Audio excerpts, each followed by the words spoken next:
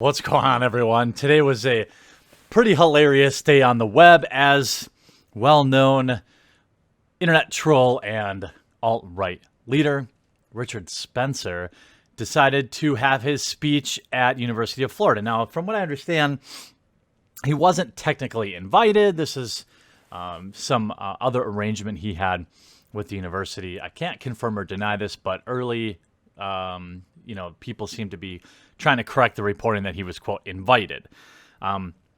That's neither here nor there. I kind of am from the school of thought that, and quotes are tricky because I feel like they're always getting attributed to the wrong person. But at least from what I can see is Mark Twain has kind of a famous quote. And it's better. It says it's better to keep your mouth closed and let people think you're a fool than to open it and remove all doubt. And I think this really isn't applied enough in everyday society, especially with social media. And to riff on that a little bit, my take has always kind of been, you shouldn't suppress ideas, you should amplify them. If they're truly ridiculous, then in the marketplace of ideas, they get squashed.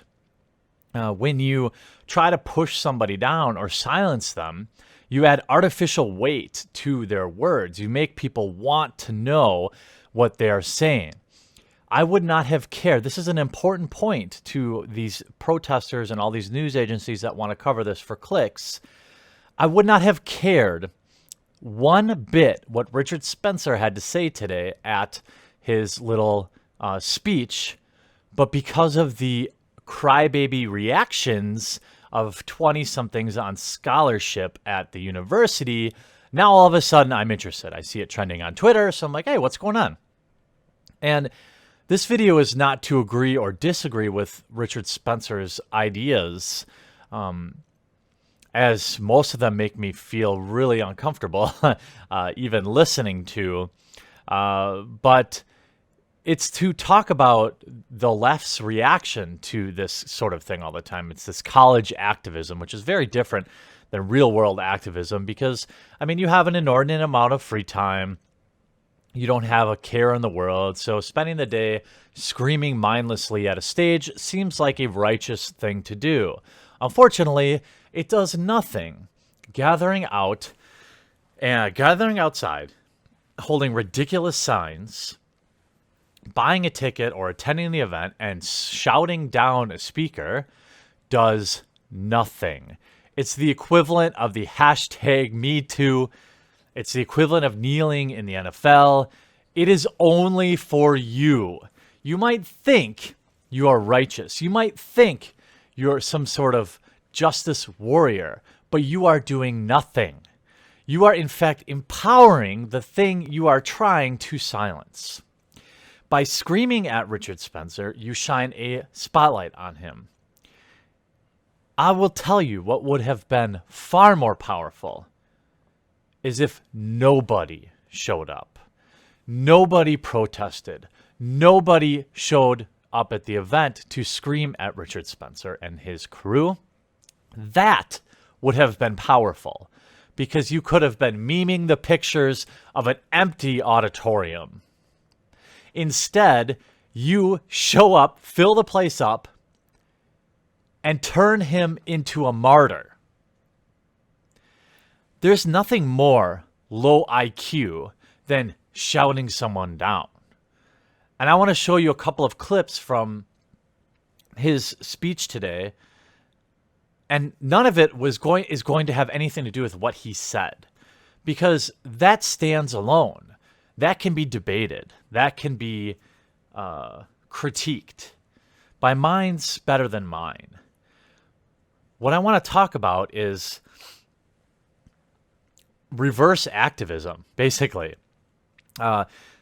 These people who I believe in their hearts feel like they're doing something good, but are too young, too emotional to really understand that they're in fact empowering something that they hope to silence. When you try to silence somebody, they go one of two places.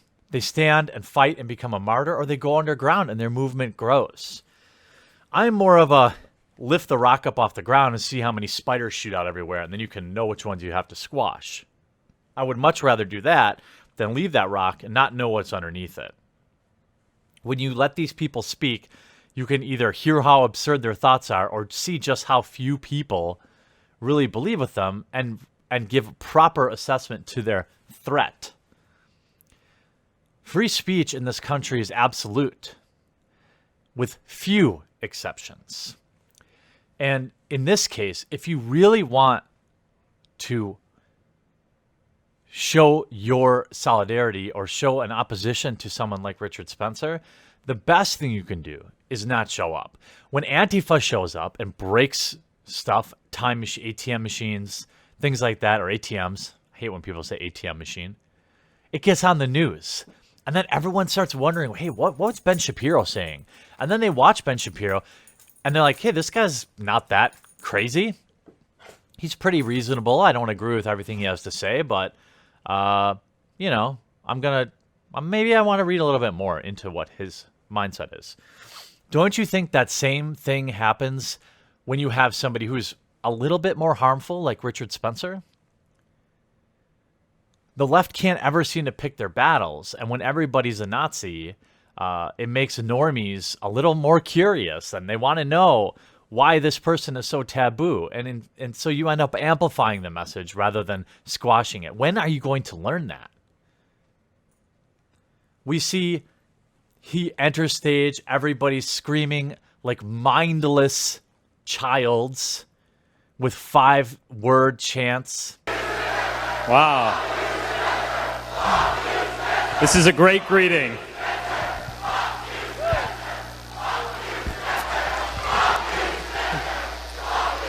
I love you too. Thank you. They continue to chant like mindless children, too afraid to confront thought that they disagree with.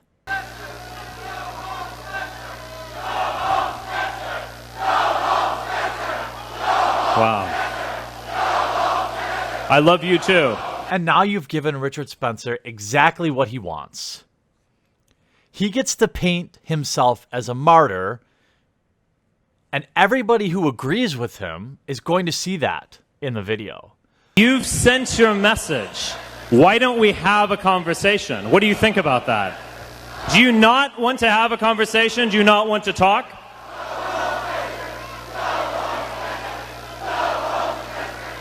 You know that what I am saying is powerful. You know that what I am saying is going to change the world. And therefore, you all want to stop it. You're going to fail.